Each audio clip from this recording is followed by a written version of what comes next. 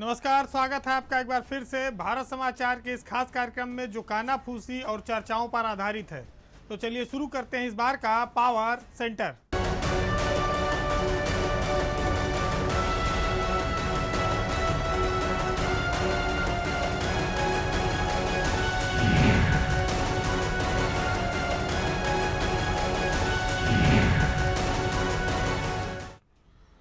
कहीं पे निगाहें कहीं पे निशाना, बनाओ न जालिम हमें भी दीवाना।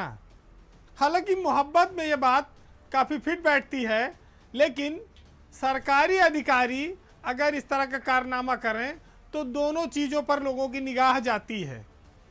बहरहाल एक वाकया रोचक आया है कानपुर देहात के कलेक्ट्रेट से, जहां पर एक महिला और एक पुरुष अधिकारी दिन में एयरगन से कलेक्ट्रेट परिसर में निशानेबाजी कर रहे हैं, निशाना लगा रहे हैं। हालांकि ये निशाना किसी को प्रभावित करने के लिए भी लगाया जा सकता है, लेकिन जो अधिकारी यहाँ पर निशाना लगा रहे हैं फिलहाल वो बोतल पर लगा रहे हैं। दिन के उजाले में कलेक्ट्रेट परिसर में जहाँ जिला अधिकारी बैठता है, वहाँ वरिष्ठ कोषाधिकारी के पांडे एयरगन से निशानेबाजी कर रहे हैं और उनका साथ दे रही हैं खाद्य सुरक्षा अधिकारी रुचि वाजपेयी। डीएम कलेक्ट्रेट में मौजूद हैं। पूरे जिले की जनता फरियादी कलेक्ट्रेट में आते हैं। हालांकि उनका मुख्य काम है जिले में खजाने की रखवाली करना। कोषाधिकारी के पास ही सारा कोष होता है, रुपया पैसा जिले का। हालांकि उनका मन कहीं और लग रहा है और वो निशाना तो बोतल पर लगा रहे हैं, लेकिन शायद उनका दिल कहीं और है। बहरहाल जब से कानपुर देहात के नए डीएम गए हैं जितेंद्र प्रताप सिंह, ऐसा लगता है कि उनसे ये जिला संभल नहीं रहा है, या जो उनके मातहत अधिकारी हैं वो उनके आदेश को निर्देश को कुछ मानते नहीं। जब ये वीडियो वायरल हुआ तो लोगों ने दांतों तले उंगली दबा ली कि भाई कलेक्ट्रेट परिसर में ऐसे कैसे कोई अधिकारी फायरिंग कर सकता है। डीएम ने पूरे मामले में वो सामने नहीं आए, लेकिन उन्होंने जांच की बात कही। जांच शुरू हुए आज कई दिन हो गया, लेकिन रिजल्ट अभी तक कोई नहीं आया। अब रिजल्ट आएगा भी नहीं इसकी आशंका है, लेकिन इतना जरूर है कि दो अफसरों का ये जो निशानेबाजी का प्रेम है, बंदूक चलाने का, ये चर्चा का विषय बना हुआ है। पूरे जिले में तो है ही, प्रदेश में भी है। लेकिन महत्वपूर्ण बात यह है कि डीएम अगर किसी पर कोई कार्रवाई नहीं कर रहा है इस लापरवाही पर, तो सरकार किस लिए है, शासन किस लिए बैठा है। मीडिया में खबरें चलने के बाद सरकार और शासन को संज्ञान लेना चाहिए, लेकिन रुपया पैसा का रखवाली करने वाला अफसर किसी और काम में लिप्त है, ये भी तो देखना होगा और इस पर लगाम लगानी होगी। जिला अधिकारी के रूप में जितेंद्र प्रताप सिंह को यह पहला जिला मिला है और उनके कोषाधिकारी और खाद्य सुरक्षा अधिकारी इस तरह से, जब कार्यालय का समय है 10 से 5, वहाँ कलेक्ट्रेट में कचहरी भी लगती है, तमाम जिले के पूरे फरियादी आते हैं, वहाँ पर कोई आदमी एयरगन से, बंदूक से अगर कोई निशानाबाजी का काम करेगा तो दहशत भी फैलेगी, किसी को लग भी सकता है, घायल भी हो सकता है कोई। बात छोटी है, लेकिन सरकारी अफसर को अनुमति नहीं है इसकी। अब कार्रवाई बड़ी कब होगी ये देखना होगा। बहरहाल इस निशानेबाजी के पीछे कई सारे और तर्क दिए जा रहे हैं और उसको लेकर लोग चर्चा भी कर रहे हैं, हालांकि वो यहाँ कहना ठीक नहीं। हमारे समाज में कहा गया है कि गुदड़ी में भी लाल होते हैं, और ये बात अब चरितार्थ हो रही है मथुरा में तैनात एक सिपाही अशोक यादव और उनके परिवार पर। यूपी पुलिस के सिपाही हैं अशोक यादव, और उनके 2 बेटों ने अपनी प्रतिभा के बल पर एक ऐसा चमत्कार किया है जो इस प्रदेश के करोड़ों लोगों के लिए एक उदाहरण है। बात हो रही है अशोक यादव के बेटे रोहित और मोहित की। इन दोनों ने यूपी पीसीएस में सफलता हासिल की है। ये दोनों बच्चे जुड़वा हैं और एक का चयन एसडीएम पद पर हुआ है और दूसरे का चयन नायब तहसीलदार के पद पर हुआ है। बड़ी अच्छी बात है। एक सिपाही जो पूरी ज़िंदगी मामूली सी तनख्वाह में, कम संसाधनों में अपना परिवार पालता है, चलाता है, छोटे से घर में रहता है, उसके बच्चे अपनी प्रतिभा से, अपनी मेहनत से प्रदेश की सबसे बड़ी सेवा में नाम रोशन कर रहे हैं, तो ये गर्व और फक्र की बात है उस परिवार के लिए। रोहित को 33वीं रैंक मिली है और मोहित को 30वीं। ये दोनों भाई बीटेक भी हैं, कानपुर से इन्होंने कर रखा है और ये मुखर्जी नगर दिल्ली में सिविल सेवाओं की तैयारी भी करते हैं। मोहित और रोहित का जो जन्म है वो 1996 में हुआ है और दोनों भाइयों के बीच 5 मिनट का ही अंतर है। हवलदार अशोक यादव का परिवार इस समय आगरा में रह रहा है और वो मूलतः फिरोजाबाद के रहने वाले हैं। उनके दोनों बेटों ने सफलता तो हासिल कर ली है, लेकिन उनका मानना है कि ये उनकी मंजिल नहीं है, ये सिर्फ एक पड़ाव आया है। अभी वो दोनों देश की सर्वश्रेष्ठ सेवा, अखिल भारतीय सेवा, सिविल सेवा में भी झंडा गाड़ने का इरादा रखते हैं। तो जो लोग अभावों में पढ़कर आगे बढ़ते हैं, जिनके पास संसाधनों का अभाव होता है, गरीबी में रहते हैं, वो चमत्कार करते रहे इस देश में और प्रदेश में। बहुत सारे ऐसे उदाहरण मिले हैं। अब मोहित और रोहित का भी जो ये रिजल्ट है, ये इसी बात को दर्शाता है। मथुरा के एसएसपी ने उन दोनों बच्चों को बुलाकर अपने कार्यालय में सम्मानित किया। उनके पिता इस समय एसपी क्राइम के यहाँ कार्यालय में तैनात हैं। ईमानदारी से और ईमानदारी के पैसे से परिवार को कैसे पाला जाता है और बच्चे जब आगे निकल जाते हैं तो पूरे जीवन का परिश्रम कैसे सार्थक होता है, ये मोहित और रोहित के रूप में आपके सामने है। एक साथ सिविल सेवा की परीक्षा में स्टेट में उन्होंने नाम किया है। हमारी शुभकामनाएं हैं कि वो और पढ़ें और बढ़ें और आगे चलकर आईएएस भी बने। नौकरशाही, ब्यूरोक्रेसी, लाल फीताशाही, ये सब जब नाम आते हैं तो लोग अपने आप समझ जाते हैं कि ये देश के सबसे बड़ी सेवा के लोगों की बात हो रही है। यूपी में अफसरों के जो मनमानी रवैया है वो लगातार जारी है। आलम यह है कि वो जनता की बात तो छोड़िए, वो मुख्यमंत्री कार्यालय के भी फोन नहीं उठाते हैं। यूपी के डीएम, एसपी, कमिश्नर, तमाम सारे अधिकारी ऐसे हैं जो मुख्यमंत्री कार्यालय से जब फ़ोन जाता है तो अपना सीयूजी नंबर उनका या तो उठता नहीं या कोई और उठाता है। चर्चा पिछले दिनों एक रैंडमली चेकिंग की है। मुख्यमंत्री कार्यालय ने प्रदेश भर के कमिश्नर, डीएम, एसपी इनकी चेकिंग कराई कि इनके सीयूजी नंबर कौन उठाता है या ये कार्यालय में बैठते हैं कि नहीं। लेकिन जब ये जांच हुई तो रिजल्ट वैसे जो उम्मीद के मुताबिक आया। लखनऊ, बनारस, गोरखपुर, अलीगढ़ के कमिश्नर इस जांच में फेल पाए गए। कमिश्नर के साथ साथ कई जिलों के डीएम भी इस जांच में फेल साबित हुए। वो सीयूजी नंबर नहीं उठाया उन्होंने, मुख्यमंत्री कार्यालय से फ़ोन गया और ना ही उनके किसी कारिंदे ने उठाया। कानपुर नगर के डीएम, गोरखपुर, अलीगढ़, आजमगढ़, झांसी, आगरा, इटावा, ये मुख्यमंत्री कार्यालय फ़ोन ही नहीं उठाया इन लोगों ने और ना पलट के कोई जवाब दिया। तो ये अब पहली बार तो हुआ नहीं। जब से बीजेपी सरकार आई है तब से चाहे विधायक हो, चाहे जनता हो, चाहे कार्यकर्ता हो, ये सब परेशान हैं और इन लोगों को पता है कि डीएम और एसपी और कमिश्नर ये मिलते ही नहीं लोगों से, ये काम क्या करेंगे।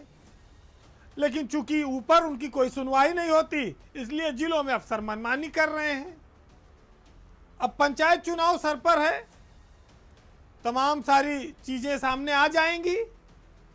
जो सरकारें अफसरों के प्रति लिबरल हो जाती हैं या जिन्हें अपने विधायक और कार्यकर्ता से ज़्यादा अफसरों पर भरोसा हो जाता है, वो धोखा खाते हैं। सरकार के लिए चेतावनी भी है। बहरहाल कुछ अधिकारी ऐसे होते हैं कि मुख्यमंत्री कार्यालय फ़ोन देखकर दोबारा उसे मिला लेते हैं।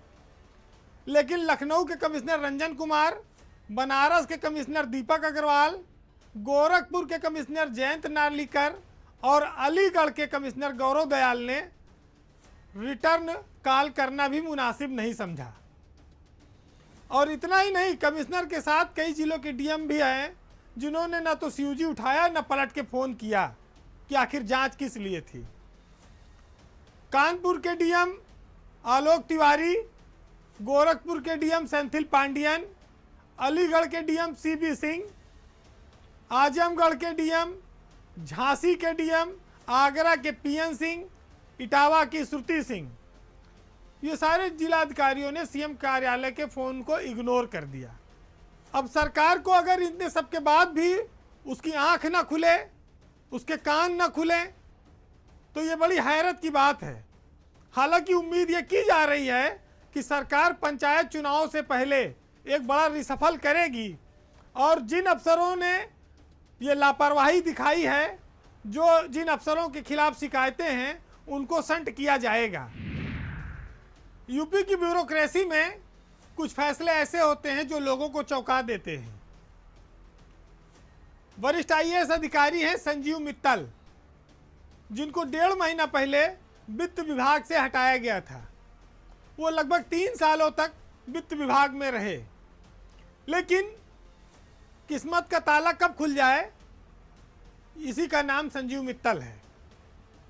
संजीव मित्तल ने मात्र 1.5 महीने में जोरदार वापसी की है और सरकार ने उन पर फिर भरोसा जताते हुए चीफ सेक्रेटरी के बाद दूसरे नंबर का जो पद है आईआईडीसी का, वो उन्हें दिया है। महत्वपूर्ण बात यह भी है कि आईआईडीसी का पद अभी तक मुख्य सचिव आरके तिवारी के पास ही था। इन दोनों पदों पर वो अकेले थे, लेकिन संजीव मित्तल जो लगभग 3 सालों तक वित्त विभाग के मुखिया रहे और उनको हटाया गया वहाँ से कुछ शिकायतों के आधार पर, और ये कहा गया कि साहब सरकार की योजनाएं सुस्त रफ्तार से चल रही हैं। उसके बाद संजीव मित्तल को एसीएस वाणिज्य कर यानी कि सेल टैक्स विभाग का अपर मुख्य सचिव बनाया गया था। वो भी बहुत महत्वपूर्ण विभाग माना जाता है, लेकिन उनकी उपयोगिता कहीं और थी और मुख्यमंत्री शायद इस बात को बेहतर जानते थे। अफसरों और मंत्रियों के बीच ये माना जाता है कि वो अपने हिसाब से फैसले करते हैं, लेकिन मुख्यमंत्री की नज़रों में उनकी साख अच्छी है। और यही वजह है कि जब बेसिक शिक्षा की एसीएस छुट्टी पर गई तो उनका भी चार्ज संजीव मित्तल को दिया गया। अब संजीव मित्तल के पास आईआईडीसी का बहुत बड़ा चार्ज है, जिसके अंदर नोएडा, ग्रेटर नोएडा और ये सारी अथॉरिटियाँ भी आती हैं। प्रदेश के कई सारे प्राधिकरणों के वो चेयरमैन हैं। सेल टैक्स ऑलरेडी उनके पास है। तो 1987 बैच का यह आईएएस अफसर अपनी उपयोगिता लगातार साबित कर रहा है। वह करनाल हरियाणा के रहने वाले हैं और अगस्त 2023 तक अभी उनकी नौकरी है। लेकिन योगी सरकार में जिस तरह से उन्होंने भरोसा हासिल किया है, वो ये दर्शाता है कि उनकी तमाम आलोचना होती रहे, लेकिन उनके काम को मुख्यमंत्री तवज्जो देते हैं।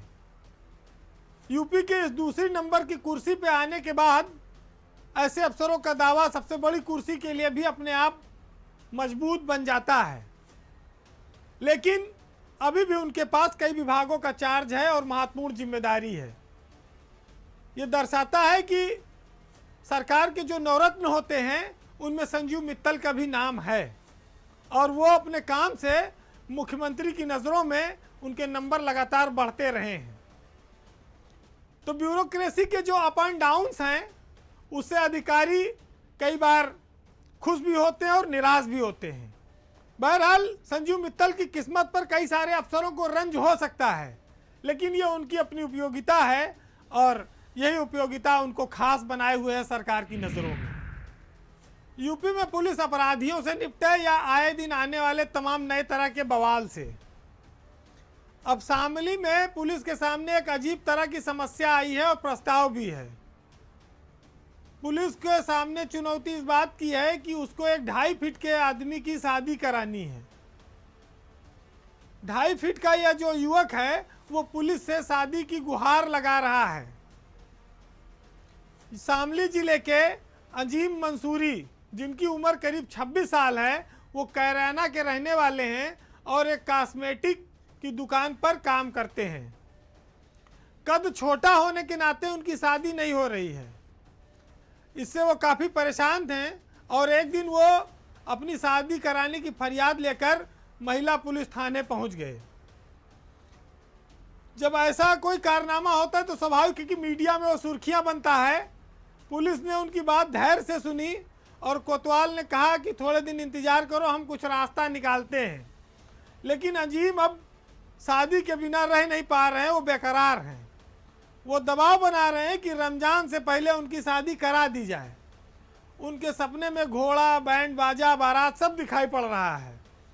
अब उनके कुंवारेपन के कारण